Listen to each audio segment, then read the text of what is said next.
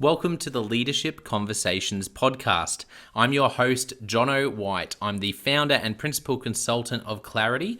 We are an Australian-based consultancy that works with leaders around the world, and our passion is to invest in people to become everything they're meant to be in order to fill the world with healthy organizations that people love to work for and customers line up to buy from. The goal of this podcast is to invest in you and your leadership. If you're just joining us for the first time, then feel free to check out consultclarity.org. That's our website, consultclarity.org. We have so many free resources on there, the most popular being our 7 Questions on Leadership series. We've had more than 1,500 leaders from around the world in all different sectors give their in-depth answers on leadership, what books they love, what they found most challenging, the most meaningful stories, how they structure their time through the day. That's free, so go and check it out. And we'd love to interview you about your leadership. I believe you have advice from your experience, your context, and your life so far that is important and can help other leaders. It's also a great way to give back. It's free to get involved, and you can do so by going to consultclarity.org/7-questions-interest, or just Google consultclarity.org 7 questions interest and fill out the form that pops up. We have a free resource for you on our website. It's called Leadership Survival Guide. It's a 57-page ebook. It has interviews with 10 world-class leaders, and you can go to consultclarity.org. It's right at the top, and get that today. We also have a daily email that we send out to over 15,000 leaders, and that email contains the highlights, our best content from our podcasts, our blog, my book, the books that we're loving that are out there about leadership. It's also the best way to get access to our masterclasses and workshops before anyone else. And there's also exclusive and limited special options just for subscribers. And you can subscribe by going to consultclarity.org/subscribe. Now, my gift to you is to work incredibly hard to provide the best leadership content I can to invest in you and your leadership. So if you're finding our content helpful, if you find this podcast helpful, then your gift to me could be this. If you do find it helpful, then write a review or rate our content and make sure you subscribe or follow. I can't emphasize enough how helpful that is. It really does help us to get the word out there so we can invest in more leaders to become everything they're meant to be. It also means a lot to me personally when people like you and people in our community share our content on social media. So if you do that, then please do look for me, Jono White, to tag me, and look to tag Clarity on whatever platform you're on.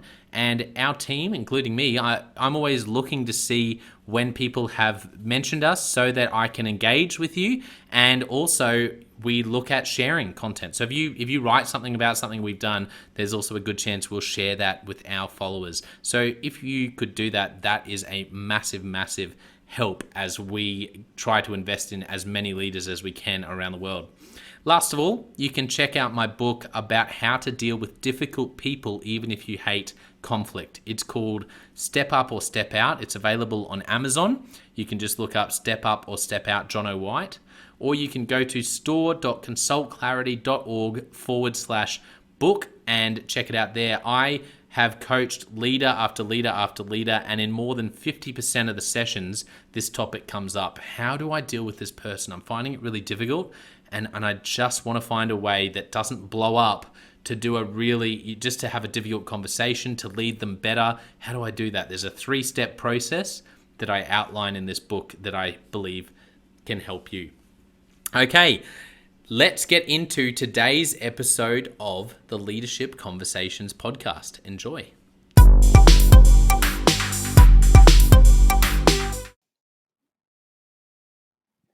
Welcome to another Leadership Conversations podcast. I'm excited about today's episode. Our guest is Patricia Vaz. Patricia is the General Manager, Corporate Services at Community Housing Limited.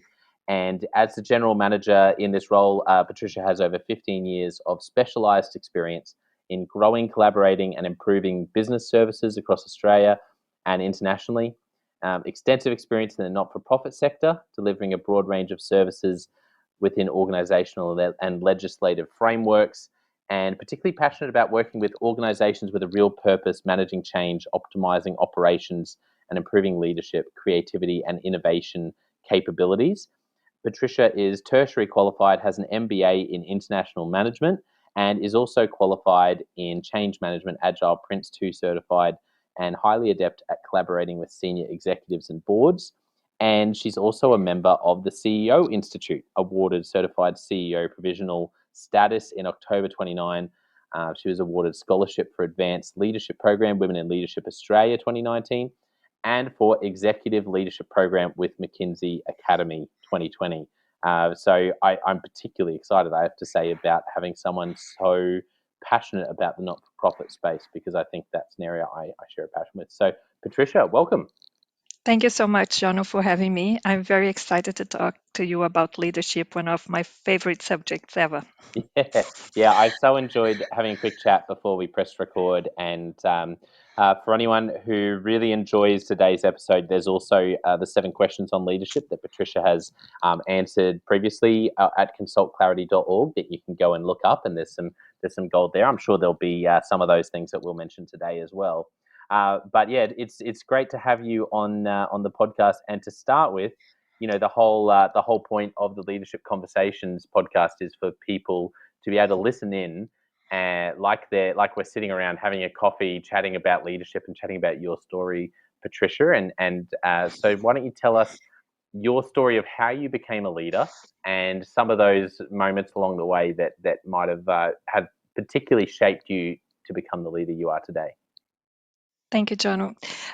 For me, it was really at an early age. I have to say, I had great examples at home, and I've seen and observed a lot. My mom, in special, to organize things, coordinate activities, taking initiative for things. So I guess that's how I've seen it was the natural way of doing things. Yep. But in leadership terms, I remember my first experience was. When I was doing actually an interview for a traineeship program. We had around 15 people at that stage of the process, and we were given a task of building a tower. Those tasks when you have to build a tower in collaboration and you have materials and certain specific instructions that you have to follow. So as soon as the task started, it was all recorded. I took the initiative to read the specific instructions. We had, as I mentioned, 15 people around, and I was just asking people, okay, who is good at cutting? Who is good in putting things together? Who wants to build this? And basically organize the activity and notice myself kind of leading other people in collaborating, right? And I was around 18 years old. So it was quite natural, as I mentioned to you, because this is how I always did things at home or school or other, gatherings with friends, etc. But what has happened to me, that was when I noticed, oh, this is really some sort of leadership skills, was when I was asked to come back to receive some feedback on that process. The recruiter put the tape for me to see, and I was able to see how things evolved. And the comment was, you were a born leader. And for me, and I said, oh, I heard about leadership. I kind of saw these initiatives at home, but at the time I felt, okay, I really feel this is something that I enjoy doing, respecting people, involving them, and making the decisions, and really working together and putting kind of a group of people to work as a team. So I guess it was really around 18 years old that I was labeled as a leader. But yeah, I think it is innate, to be honest. Yeah, I love that story. The thing I really love about that story is showing you back the video of the activity, because Yeah. that's one of my favorite things to do, depending on, and it's not always possible. It's great that they did that for that exercise, but there's something profound about watching back to see yourself, Yeah. particularly if you're ever presenting to I don't know, I find it like the most painful thing ever to watch yourself presenting. And it's very hard sometimes for us as a leader to have that awareness. You know, you do things, and for good or for bad, but to have that moment of awareness and seeing, you know, yourself, or even these days receiving some formal feedback is quite, it's important for me. I think it was great to have that, and from there I think I built on my confidence, and then evolved on my leadership style. You Yeah, know. yeah. And I'm looking forward to asking you more about that. But after, so from 18, what was your journey like from there? What did you do when you first, were from 18 in your 20s? What were your first sort of roles? How did you develop from a work sort of from a picture of your work life to start doing what you're doing today? Yeah. Well, I had my university degree was computer science. Yep. So at an early age, I understood that computers weren't for me. They were like a means and not an end, because I really liked and enjoyed people and Yes. engaging with people. So I always worked more in with different teams. So from there, I started working for a Coca-Cola company. Coca-Cola had a group of technical people and me. It wasn't the end, it was the beginning. I had to do an MBA. When I did my MBA was really when I felt that I understood how an organization worked. And I started working on a more supporting services team, Yes. and in that support in providing people, enabling people to deliver on their work, and really developing those trust relationships, from Coca-Cola to AES Corporation, and then I moved to US, and Yes. then I came back to Brazil, and I Yep. worked with a Spanish company, and traveled a lot around the world. So I felt that you can go anywhere, and you can you as long as you develop that trust relationship with people, and put them together into a common goal, that will make them feel valued. That will really or even exploring their strengths, really connecting to people, exploring their strengths, uh, developing that sense of how they contribute to achieving something bigger than themselves, a Mm. purpose, a goal, a mission, a vision for the organization. So that evolved in all my roles from Coca-Cola to where I am today. So from Brazil, I came to Australia, and and worked on, from retail to energy to banking. I also worked in Credit Suisse, Yep. and I then in Australia not for profit, which where I've been working for the last 12 years. And it's all about building those relationships and trusts, and ensuring that people along the way understand the play they role, Yes. and feel valued. And you as a leader, um, really understand, what motivates people, empower them Mm. accordingly to those skills that they have, and give them space to contribute. Um, Most of all, I think, in terms of leadership, for me, it's really about consistency and walking the talk. Yes. Really show how you present yourself every day, and this needs to be every day when you make decisions, when you act towards people, when you react to a problem or a roadblock. Having that cohesive behavior, Hmm. and yeah, uh, walking the talk, basically. Yeah, I agree. I think it might be the number one way to lose trust and to for things to go downhill is to not do what you're saying you're going to do, and to not be a person that people look at and go, "Oh yeah, you're walking the talk." I think if you do the Yeah, opposite of that, it's in my experience, it's the fastest way to lose trust and credibility. yeah, absolutely, I agree. So I'm interested to know in your career, and that was great to get a snapshot of your career so far. Incredible journey. What are some of the moments that come to mind where you think, that was that particular, that specific moment really shaped who Patricia is as the leader today? What are some of the moments that come to mind? Yeah, I had a few great moments and some bad moments with leadership. Yeah. And I guess it's not about me, it's how I saw the other leaders around me and how they mentored and coached me and how I responded to that. So I had quite a few incidents that weren't great experiences. And I guess the leader at the time really pushed me down in a sense that didn't feel I was enough, and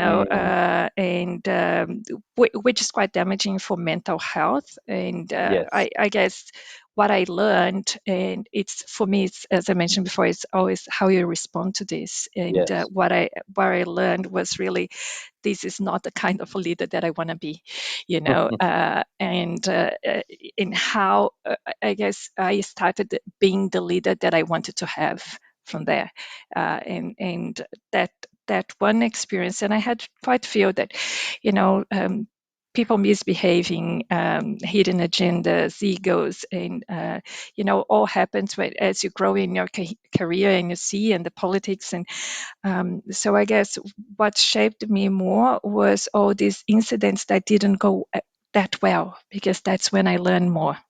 Yeah. Do you have any favorite? I love this question that comes from there's a podcaster called Tim Ferriss, and he has this question. What are some of your favorite failures? Because I think it's so good. Those moments where particularly for young leaders, they might think, oh, I really, I want to do a great job, but then when you've actually been leading for a while, some of your reflections will be, that was such a great experience because I learned so much from it. So do you have any favorite Failures. failures?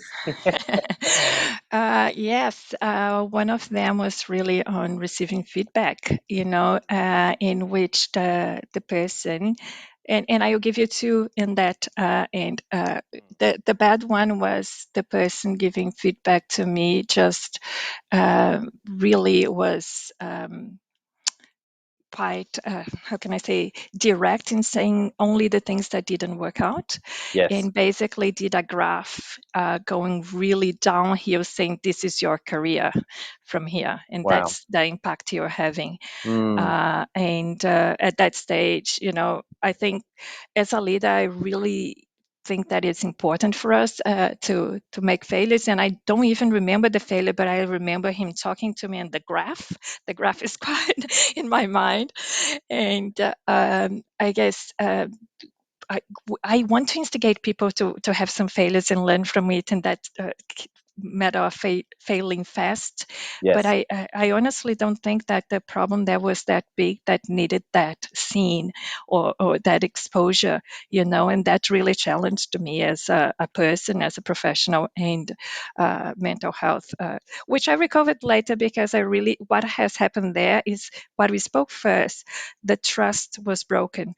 Why didn't that person provided me feedback along the way, or in a more constructive way, Yes. that would make me see, what we could change. To get to that point wasn't great. And on the other hand, I can give you a really good example of a great leader that I had that provided me a perfect feedback. Yeah. And it wasn't about being right. I remember I presented a project. Yes. We were a certain milestone of a project, and that specifically that just came to me and said that is great. And as I was providing and showing the slides, it was a PowerPoint at the time, he said, okay, but how about we change that? What do you think we could make? What change we could put in place in here which would make this more interesting? And he was kind of mentoring me, and guiding me in changing for better. And what I learned in the end is that my original document, in which he said it was great, wasn't that great, but he did in such inspiring and supportive way that I felt I contributed with something, that I felt that I really had added some value to that process. So I guess for me, it's the feedback process is very important, for good and for bad. And that were kind of my experiences that I can remember now. Yeah, I love those stories, and to build on that, because I think giving feedback and receiving feedback is a real minefield for a lot of leaders about how to do that. If you had, say, there's a leader listening who, um, let's start with receiving feedback, has a leader over them who is tends to give them very direct feedback. What advice would you give to someone who's in that situation, like you've been in before, where you can tend to feel like you're being crushed by the feedback you're receiving? There are many ways for you to be authentic without, chipping away on people's mental health. You could just present, obviously, the facts and have that mentoring approach on, suggesting or asking questions. Asking questions is the best way to help, I guess, for people to reflect Yes. into what went bad, or the things that could be improved along the way, or if there was any other way, and then agreeing from then on a way forward. Really, for me, it is taking the emotions out, and really seeing the things as humans.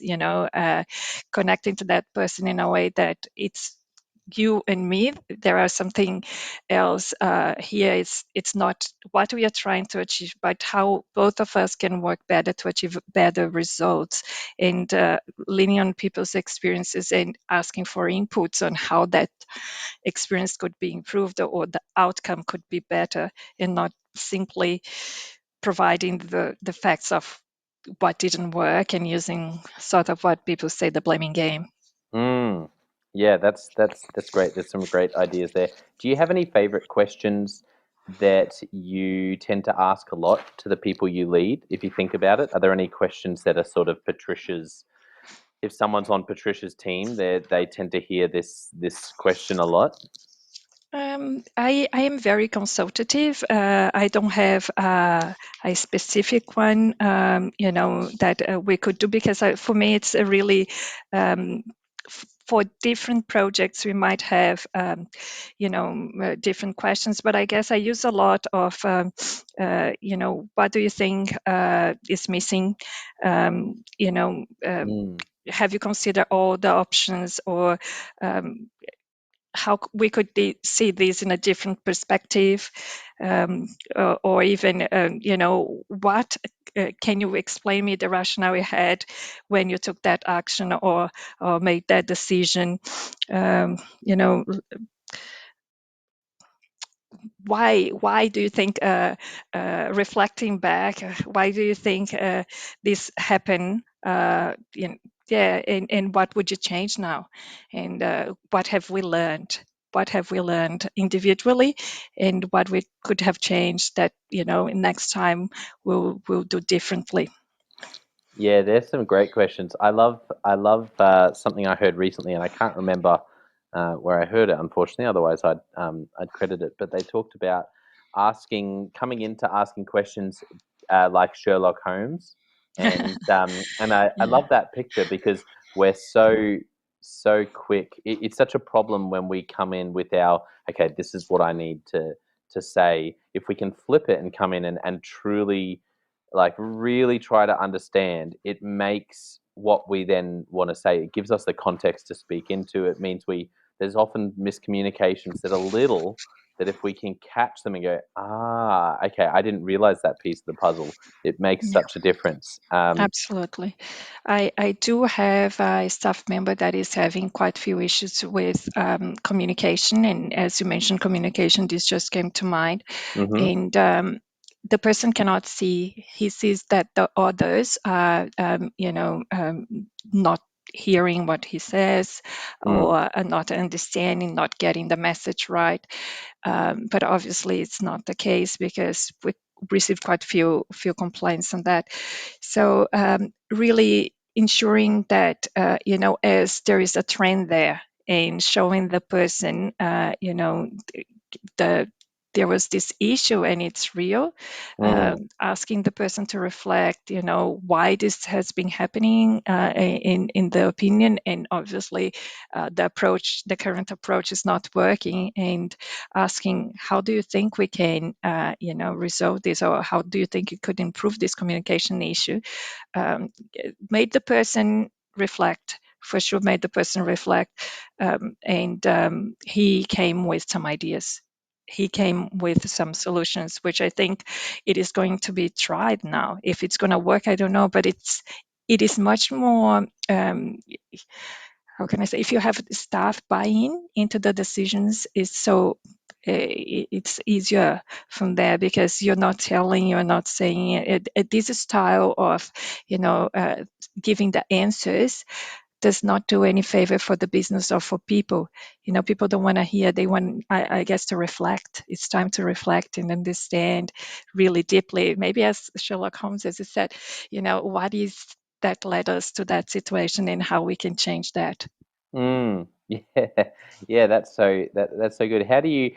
I think one of the challenges that I've definitely experienced a lot, and I hear it a lot from leaders, is when you're leading someone who doesn't realize they they have a particular issue.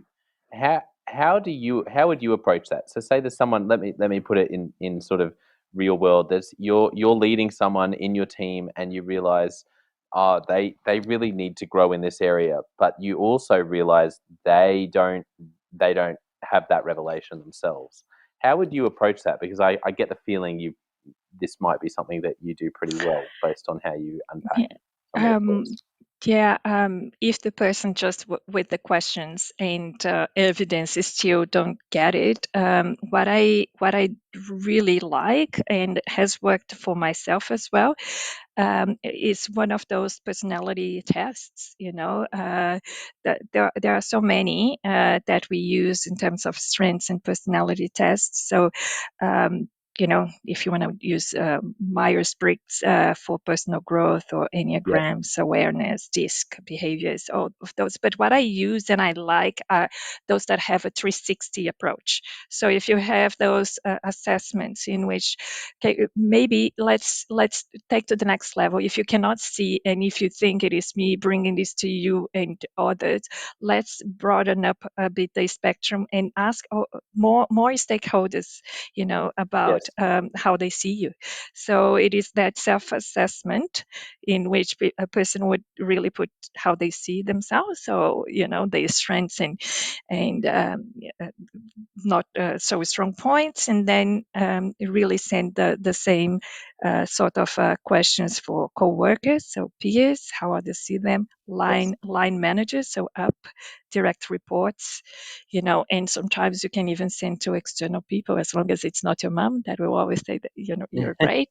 You can send to any person externally, and really I did that myself when I was doing McKinsey executive program, Yep. and it was quite a revelation, in some parts, for things that I really didn't stop to reflect on my behaviors and how I was presenting myself as a leader. So you obviously need that open mind and Yes. that commitment to to grow, in openness. But I do like the 360 assessments, and I think it is a tool that it's not one person, but it's a group of people, a group of stakeholders, or a community that is giving, respectful and professional feedback. And Yes. if you're really interested in growing, you would probably hear and think more deeply, and Mm. improve as you wish. Yeah, I love how you've connected these two things, because I hadn't thought of the 360-degree feedback in the same setting as this, when you're dealing with a person who might be struggling to see something. But you're so right. If you can, it's about facilitating the feedback and the 360 degree. If you can do that in a way that is a fair process, where the person, yeah, like you said, it's so I'm interested actually to ask about that. How would it sounds like you've done that. You've done that before. You've obviously Mhm. gone through that before. Any tips for how to do 360-degree feedback really well? Really choose. I like to give instructions on, the way of feedback that should be provided. That is not personal, it's professional, and it's to help the others grow. So always coming from a place of care. Not people being authentic, people being really transparent on how they see, and those that are receiving the feedback not being feeling targeted or trying to understand who said what, because usually it's anonymous. And, it's not about exposing people, it is to supporting, the personal development and professional development. So just setting the scenario and the boundaries, I guess it's the way that I would suggest a good 360 assessment to be done. Yeah, I love that, setting the boundaries and the expectations and a clear framework, so Yeah. people know how it's going to work. Giving them some clear instructions. I think there's some great thoughts in there. So let's talk about not for profits. And Yeah. it was interesting hearing you talk about your career and how much of your career, even though you've been in the not for profit space for 12 years, how much of your career was outside of the not for profit space Yeah. before that. So I'm interested to know, what is it about not for profits that's really drawn you in to be so passionate as to spend the past 12 years in this space? Yeah, it is about the purpose and the values. Yes, in the end of the day, as I mentioned before, we are all people, wanting to be happy and make a difference in this world. But in the not for profit, this is the day to day. It's staff's life. It is, to have that common purpose. And when you connect to an organization, it is not usually not because of a role, but it's because of Mm, that purpose. And this mm, is so clear in not for profits. You see people that are passionate. They come to work because they want to change something or to contribute with something. It is all more positive. It's not personal agendas. Most of the case, I would say, that might be some, people that might have personal ones, but majority of the people that are here are very connected to that purpose and mission of the organization. So this makes the difference. You feel you are in a place in which people are working together to achieve that bigger goal, and that's what I love about it. yeah, I agree. I love the not-for-profit space for, I think, the same reasons. So uh, I'm interested to know, what do you see as, spending 12 years in the not-for-profit sector? More Mhm. generally, if you look at the whole sector, as a leader in the not-for-profit space, what do you think are the strengths? What does not-for-profit do really well? As a leader, you look around and think, I think we do that really well as leaders. And what are the gaps in the not-for-profit space that you see where you go, oh, we really, as a sector, need to get better at how we do X, Y, or Z? Yeah, it goes beyond politics. It goes about understanding what is happening around us in the world, and the needs of different people, and finding solutions, and offering ideas and ways of mediating those needs and causes, and really advocating for it with government, and making a bigger difference in the world. So each not-for-profit will advocate for a specific cause, but overall not-for-profits have that intent to resolve bigger issues that are not being dealt. If you're working for a corporation such as a bank or something like that, which they might have a mission over there, but it's more, it is something that there is a need, there is a big demand, there is an opportunity to make people's lives better. And I guess it is really about the individual and the people we serve and the things we are trying to transform for the world. you know Mm, yeah, that's great.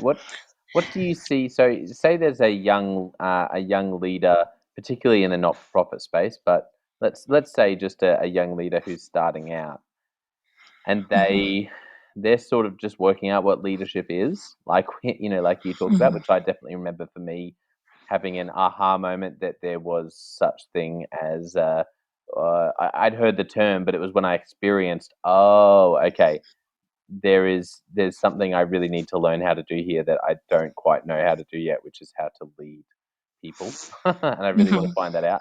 What advice would you give to a leader who's starting out as to sort of the where to start and the basics, maybe some of the things to really focus on, and yeah, what Yeah. advice would you give a young leader? Especially in the not-for-profit sector, but in all sectors in reality, I would say that it's not about you, it is about the purpose. Just remember that and be authentic.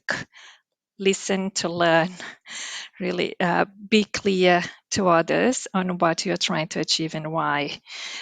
It's not about telling or demanding, it's because they follow you and they engage with you and they work with you because they trust you, because there is this mutual respect, and the understanding of what you're trying to achieve as a collective. So remember to be human, consistent, which we said before, walk the talk, Mm. and that's okay to make mistakes. Leaders make mistakes along the way, so be human in that sense, and it's about how you react to those, and not about the mistakes you've done. Yeah, I think that's great advice. You've said some really great things about purpose. How do you live that out in terms of what does it look like for Patricia to make sure that you keep the purpose of what you're doing, which I think in some ways is a bit easier in a not for profit, but how do you make sure you keep that central to what you're doing as a leader? Um, every day we come to work because we know what we are trying to achieve. At Community Housing, we are aiming for a world without housing poverty. We work in providing housing for those that are in housing stress or in housing needs. So having that always in the back of my mind, and housing is the basic need for a person to build and transform their lives. That is, if you use the Maslow pyramid, you know that the basics needs are, to have that safety, to feel that you can progress from there. So having that in mind, always link our vision for the organization for the next years, and our plans and strategic objectives to that mission, so people really understand why we are doing things, and then unpacking that to staff, unpacking to what is the role I play within that strategic objective that will lead us to deliver on that purpose and our mission and vision for the next years, and people understanding, then giving them the opportunity to contribute and bringing what they think it is important to be done, not just being told what to be done, but opening that space for people to flourish and bring their own strengths to the table, and participate, and then also take ownership, because as you engage people, you have their buy-in, and they really, it's like a mutual commitment there. So holding people accountable for what you have to do, but always linking to the mission, bringing every day that understanding of uh, why we are here.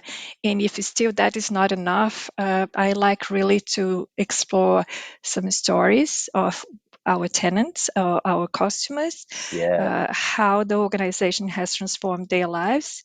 That keeps the connection for me, and I guess for a lot of staff, that puts things into context, because being a corporate services general manager, I'm not a frontline worker, I'm not in touch with our customers every day, but having that stories, detailed, and understanding the transformation or what housing has allowed them to do with their lives makes a lot of difference. So really, the connection for me is important, and that's not only a process, but it's real when you put the context of our customers' Mm. stories on that. I love that you mentioned stories. I like to think of stories like a piece of fruit, that the stories are the fruit of your organization, but inside that story, inside that piece of fruit are the seeds Yeah. to plant. And there's something about stories that seem to capture vision, like the seeds. And sometimes vision is so hard and purpose is so hard to articulate in a way that's really meaningful and emotional. And stories do that so well. And then it'll plant a seed in someone to go, oh, wow, I love what this organization is about. Um, are there any other practical ways that you would recommend for leaders? Say well, actually, let me ask this first. Say there's a leader out there who goes, oh, I'm struggling a little bit to work out what my organization's purpose is. Maybe they're not a not-for-profit. Maybe they're in an organization in manufacturing, and they've got a couple of hundred staff, and they're on the executive team, or they're the CEO, and they go, "Oh, I really do need to get a better sense of what our purpose is." Do you have any thoughts or experience of how to actually do that? How to articulate your organization's purpose and find out what that is? Yeah, if it is the leader or a junior leader trying to understand what it is, I guess it's really, I would have a conversation with my direct managers or, with the people above them to Yes. understand what we are trying to achieve here. I really think everybody needs that context. What is the end goal? What is that we are aiming to achieve? What is our targets? If it is more around targets, setting some deals or increasing profit or whatever it is, we need to have that clarity, and Yes. that this needs to be well communicated to staff. Doesn't matter if it's a beautiful purpose or if it's a goal that you're trying to achieve. It is all the same. People need clarity. People need to understand exactly, what is expected out of them, how they can personally deliver on that, what is their part within that bigger picture. So the bigger picture is for the CEOs, managing directors, or board to guide and keep that alive and bringing into the conversations, into the meetings. But if not, then you absolutely ask and try to understand. For a while, I try to get that clarity, and it's interesting if you ask. Sometimes, not always comes that straightforward.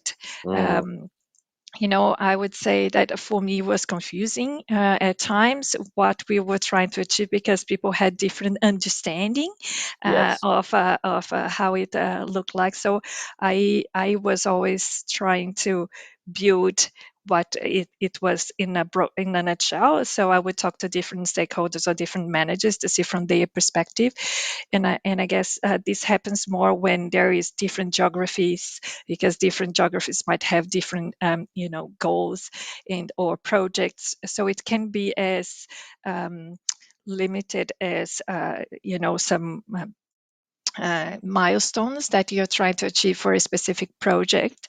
But I like to connect to something bigger. So I would always ask, okay, for that region, how does success look like?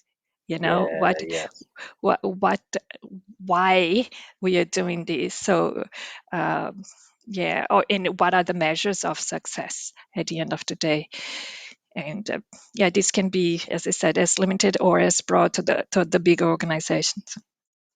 And I guess getting really practical, because I can't help but think of what documents or what dashboards or what numbers or what you know when you're being really clear with a team about what success looks like. How do you communicate that? Any tips on, or what would be the most basic version of that? Like, what does it look like to give someone clarity around what success looks like? Unpacking the tasks, that's how I do really in practical terms, is identifying KPIs. If it is a certain number of if it is an improvement, it is about trying to get some sort of survey in which we would understand where we are and what we are trying to achieve, and measure ongoing, the improvement of that initiative. If it is a project, for sure it is developing on specific milestones and agreeing on those milestones, and having ownership from staff members that these are the timelines, and having that conversation in what is possible to be achieved and when.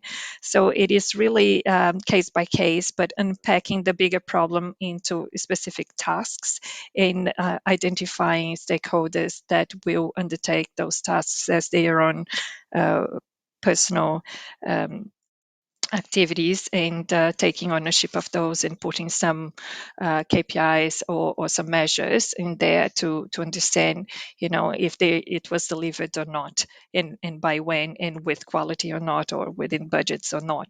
And but it's an ongoing conversation, John. I don't think it is as linear sometimes as I like to have ongoing weekly conversations with my managers. I think it is important to, especially during COVID now, to connect. We are not in the office anymore. We have been working in a remote environment. So understanding how things are progressing, not only just being very strict to that,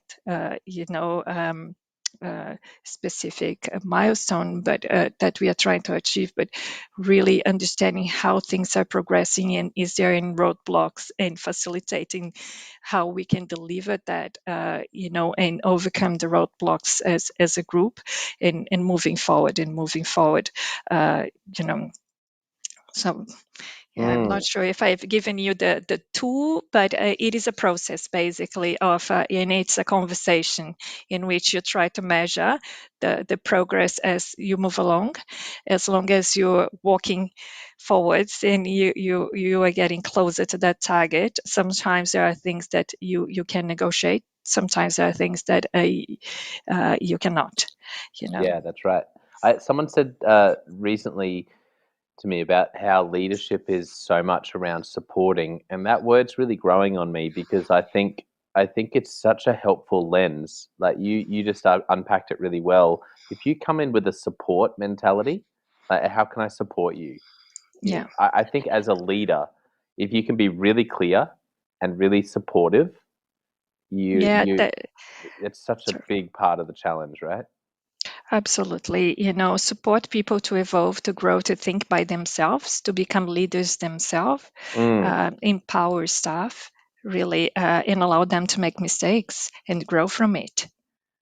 Yeah, it's I mean it's even just dawning on me right now as we're chatting about this, but it's so easy to view the people on your team as there to support you. Like, oh, this is my support team, or this is the team that Yeah. supports me. But that the role of the leader really is to support, and raising leaders happens by supporting. Instead of telling, I choose to get alongside you and support you so you can grow and increase your own ceiling of leadership. Yeah. So You yeah, you I love what you said. you develop that good structure behind you, right? You create that environment where people feel safe, in interacting with each other, putting their ideas and putting their concerns, the good and successes, and also, the concerns they have. Yeah, and the thing that I like a lot in terms of bringing solutions, and when you were stuck, yes, you can ask a person, and you can go as deep as, doing coaching and mentoring, but if the person is stuck, bring to the but a bigger group of people, take out between the two of you, but bring to another group of people. And I do have a quite diverse team, I Mm-hmm. must say, from age, have people in the 20s, and I have one that is 74 years old this year. And I Wow. have people from different geographies working with us. And it's important sometimes to put in a different context, and letting others also to maybe offer some suggestions and ideas and help. And that's when even innovation happens, right? When you have that diversity of people bringing collaborating and bringing their own experience, and sometimes could be we have in my team this safety developed amongst the managers, in which they can bring any problem or any Mm, success to share, yeah. things that they have in mind, and doesn't needs to be exactly for their own areas, can be for any areas of the business that they are working with. And I guess that really creates that group of people that can trust, rely on each other, and feel I'm not alone. I'm not the one that have to bring all the ideas myself.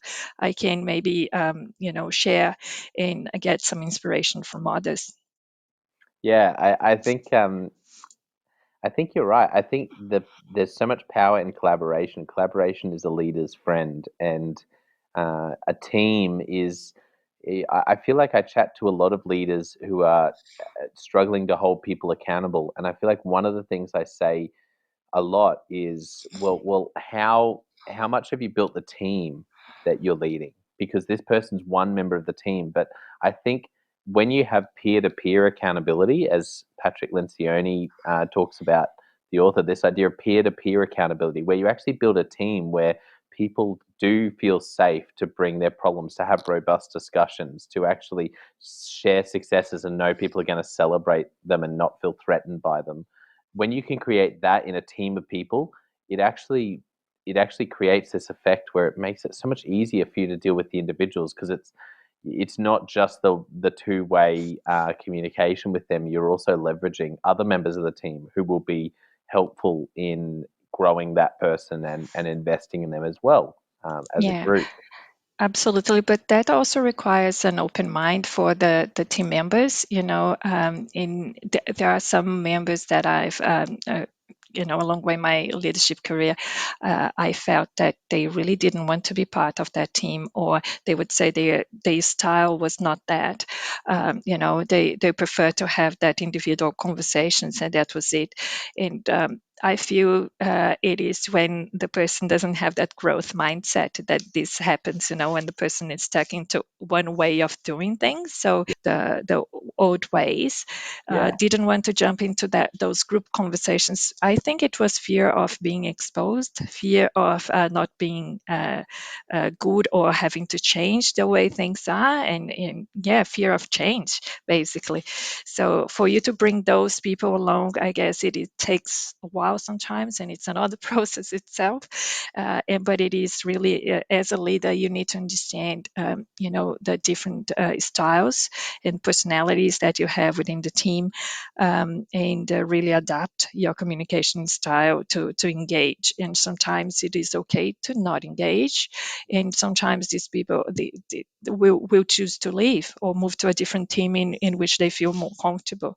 But I believe the leadership of these days, it is consultative, it is collaborative. The team environment is important, and yeah, I think if you're open to it, you get a lot of benefit into having that safe net in which you can share and get some inspiration from when yours run out. yeah, absolutely. What advice would you give to someone who has a team and they've got a team member at the moment who is pushing back on, they're trying to build the team and they've got one person who's really saying, "Oh, I'm not really interested in that." How do you manage? How do you manage that as a leader? Yeah, it's a bit of a hard call when you see, and you can see the body language sometimes. You can see for attitudes, you see the conversation that is not direct, that goes in the back.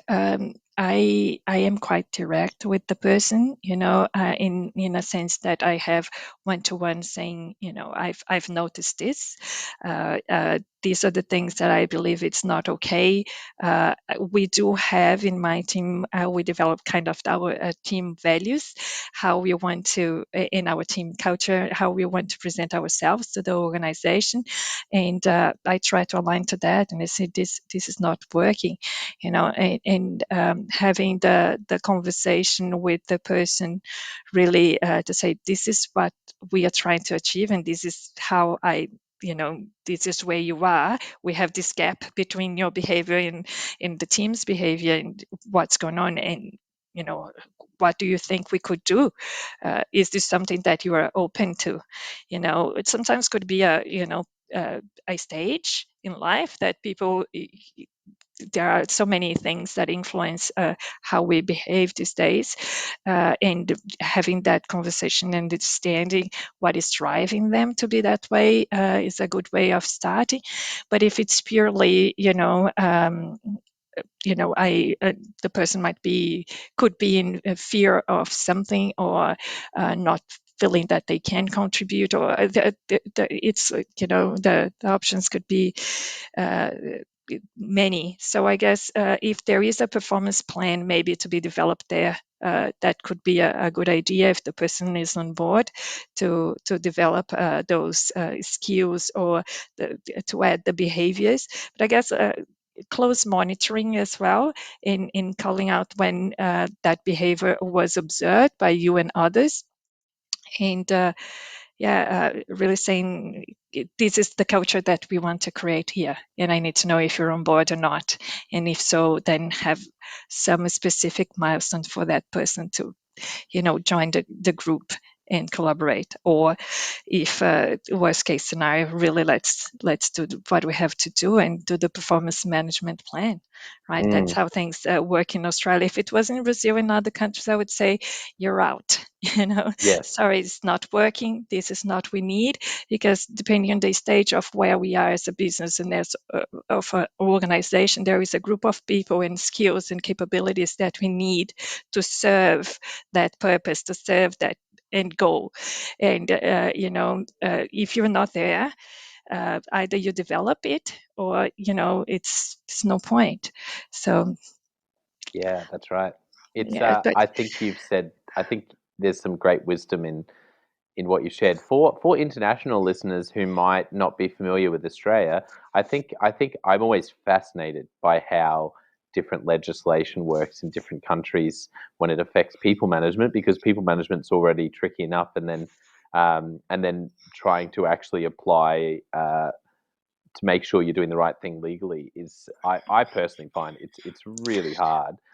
So could you unpack what it looks like, say, for someone who's listening in from from Europe, or even from the US, or from somewhere completely different?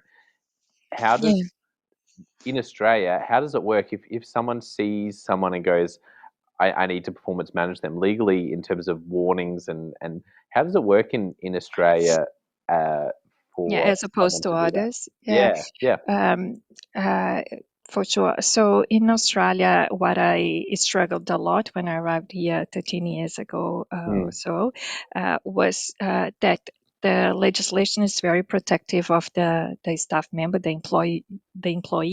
So the hmm. employer has to prove that we've done all the steps needed, or available to us, to ensure that that person, can perform.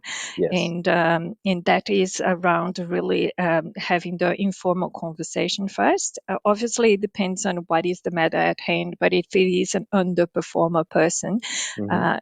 it is about having those conversations, the initial conversation about, I have these concerns, we've agreed with this, it's not happening, and documenting everything. Really important for you to document every conversation, and monitoring from there if you need to do a formal warning in writing, Hmm. which means that really things need to be improved by a certain timeline, and the commitment from both ends. And could be that from your end as a leader, or as a manager of the organization, you would make them available to have an internal mentor, have a coaching external, having a course, or just really giving all the instructions they need to perform in a more detailed way. And from there, if it doesn't really work, then you have the different steps, can be up to 3 steps into where you prove that by certain timelines the person is still not performing, Yeah. warning 1, 2, and 3, and then let people go. But even so, after that, people can claim so many. It's so easy. You pay, I guess, $50 a day, and you can go to industrial relations and open a case and challenge that. And we, as an organization, ended up always paying something, to Yes. compensate. But, in other countries, I remember when in Brazil, I remember when I was working in São Paulo for a big organization there, and people get to know that they didn't have a job by IT, because they would come try to log in, and they couldn't log in anymore. And then IT would say, "Oh, it's not a help desk issue. You need to talk to HR." And that's when Oh, they wow. would find out that they didn't have a job anymore, and could be because many different reasons. But you don't have to do any process from there. You Yes. just it's not it's no longer available your role, and you don't it's that's the way it is. Thank you very much. We'll cease your employment with the organization. So Mm. it's really different. Australia is, Mm. in other countries. I know Canada is like it has similar process of having the staged approach, in which you try first to provide everything you can, for the person to perform. In other organizations, what I've noticed now as well, either I increasing the time, the probation time as well when they hire. Yes. Sometimes can be 3 months, 6 months, even 9 months, Yes. which gives you a leverage within this timeline to just dismiss the person for any reason that can come up with, which facilitates for HR a lot. It's like a shorter term contract before confirming the employment. Yes. Yeah, I have noticed the same thing. And um, it's funny, isn't it? Because I think it reminds me of what you said at the start, which was around no matter where you go, if you can build trust and relationships with people, then it's different roles, different jobs, different missions, different purpose, but that's the key. And I feel like it's the key in this too. It's like no matter whether there's no whether there's minimal process around letting people go or a very lengthy process, my thought would be if you can keep high trust, high communication, lots of clarity, then you sort of take a lot of that out of it. You don't take all of it away, particularly in Yeah. Australia where it's stringent, or Canada. But what you can do is you can start early. You can be close to the person. You can give, pick small battles and give clear feedback on things, and close to when it happens, and say, "Hey, I noticed that." And when it's small things, before you get into any of the bigger stuff, that's where you actually work a lot of things out. I think my experience is so many leaders have big problems because they overlook things as long as they can, and then when they are Yeah. taking some action, um, it's almost too late because it comes out of left field, and then it all blows up in some massive Yeah. massive blow up, and everyone gets hurt. So I Yeah. I Yeah. feel like And you've then given some great advice on that. and then they find somebody to blame and things. But Jono, let's remember that leadership today is especially has become super strong during and after now COVID. After a while, it's the empathy and Mm, compassion. Really, sometimes a person is not performing. It's not because of any of those structures that you put in place. Could be something bigger happening in their own lives. yeah, And as a leader, if you have that trust and you connect to people, you get it. The person will probably feel safe enough to talk about their personal concerns, issues. Can be many things. We had a lot of issues during COVID with people living together. That family environment has changed, and we had yes, the fear of the disease is one, but the domestic violence. Not saying that our staff has this, but who knows? People can be yeah, living anything, seeing other family members getting, sick. Divorce is a big one that impacts on people in family, and that family dynamics. Sometimes things as simple as sleep. I yep, do have this. if I don't sleep well, it's harder for me to make the decisions. If I don't sleep or eat or have that, self-care Yeah. as a leader, it's hard for me to present that strong,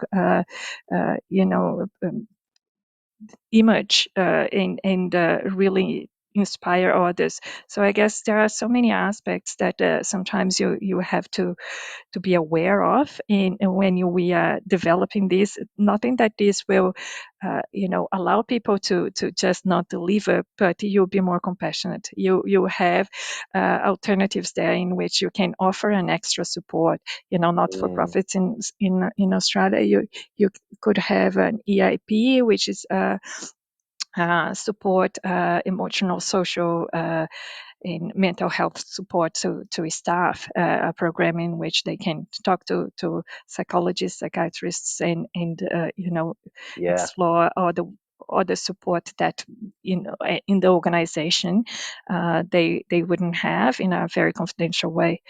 So yeah.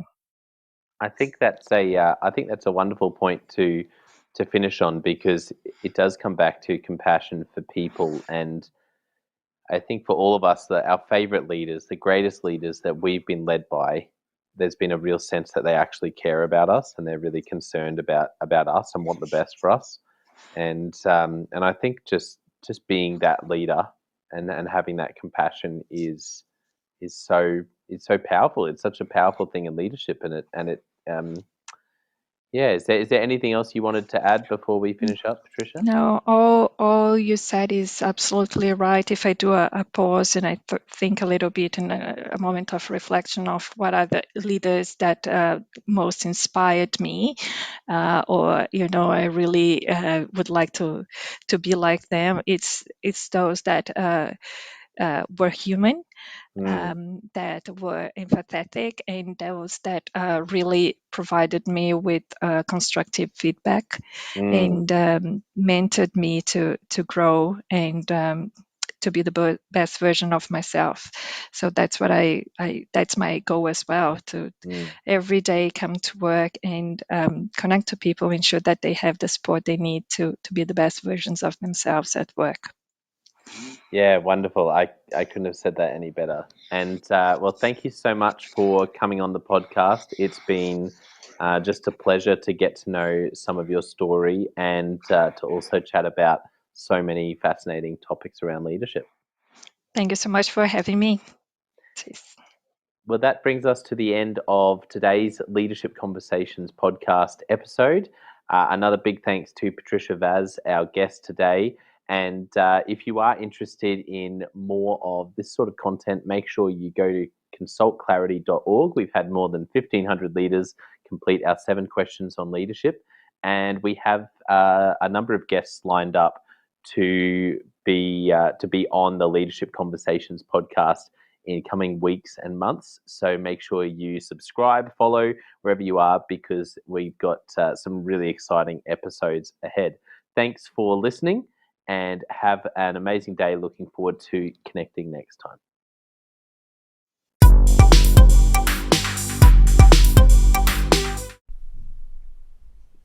Well, I hope you enjoyed that episode of the Leadership Conversations podcast as much as I did. If you're joining us for the first time, don't forget to check out consultclarity.org. That's our website, consultclarity.org. We have so many free resources on there, including our 7 questions on leadership series. We've had more than 1,500 leaders from all over the world in all different roles, in different industries, answer these 7 questions on leadership, and leaders give these in-depth answers around how they spend their time, a book that's been significant for them. It's just a gold mine. It's completely free to access, so go to consultclarity.org and look for that. We'd also love to interview you about your leadership. I believe your experience, your life, your context means that you have advice on leadership that other leaders can learn from. Yes, you, if you're going, not me, well, no, I really believe you would have something to add. So if you're looking for a way to give back, it's completely free to get involved. And we would love to interview you through the 7 questions on leadership. You just go to consultclarity.org/7-questions-interest, or Google consultclarity.org 7 questions interest and fill out the form and get involved.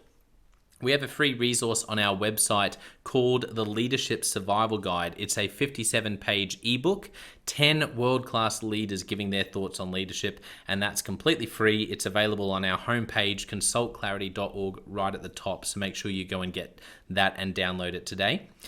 And we have a free daily email that you can subscribe to. We send this out to over 15,000 leaders from around the world. And it contains the highlights of content from our podcasts, our blogs, our books we're reading. It's got the best content, and it gives you exclusive, limited, early access to our masterclasses, workshops, new products, special offers. It's all for our subscribers. You can go to consultclarity.org/subscribe and join 15,000 other leaders. And you know, my gift to you is to work really hard, particularly through the Leadership Conversations podcast. I have been blown away by the quality of the leaders, and I'm learning as much as anyone in doing these interviews. So I'm having a great time. And my gift to you is to keep lining up the best leaders I can to invest in your leadership. Your gift to me, if you're finding this helpful, there is something that you could do that would help us out massively. And that is to write a review and to leave a rating for our podcast or wherever you're watching or listening to this. I can't tell you how much that helps us out. Also, subscribe or follow. It really does make a difference in helping us to help more leaders become everything they're meant to be. Another thing that means a lot to me personally is when I see our community share our content. So if you do share this or any other piece of content on social media, then thank you, and please do that. And look for me, Jono White, or Clarity, and tag us in your post. Our team is always looking for posts to engage with from our community, and there's also a chance that we'll share your content to go beyond and share it with our followers. Last of all, you can check out my book. It's called Step Up or Step Out: How to Deal with Difficult People Even If You Hate Conflict. I wrote this book because 50% of the coaching sessions I have with leaders, this topic comes up again and again and again. And it's this idea of, how do I have this difficult conversation? How do I lead this person better when I'm finding them difficult? Or in some cases, you look and you say, I think I might be leading a difficult person. They're just quite difficult to lead, or I'm finding them quite difficult to lead. So there's a 3-step process that I unpack in Step Up or Step Out. And the amazing thing, and I've literally done this myself, and I've heard it anecdotally from other leaders as I've coached them, is that if you follow this process, you will see that person step up and change their behavior or make a decision, which is to step out some of the time. 95% of the time, people will step up or step out in just 4 weeks. And I stand by that. It's you have to read the book to understand, but I really do believe in it, and I've experienced it firsthand. It works. So you can go to Amazon, look up Step Up or Step Out Jono White, or store.consultclarity.org/book. Well, thank you so much for listening. We're going to be back with a new episode next time of the Leadership Conversations podcast. And I hope today has helped you to take another step towards becoming the leader you're meant to be. See you next time.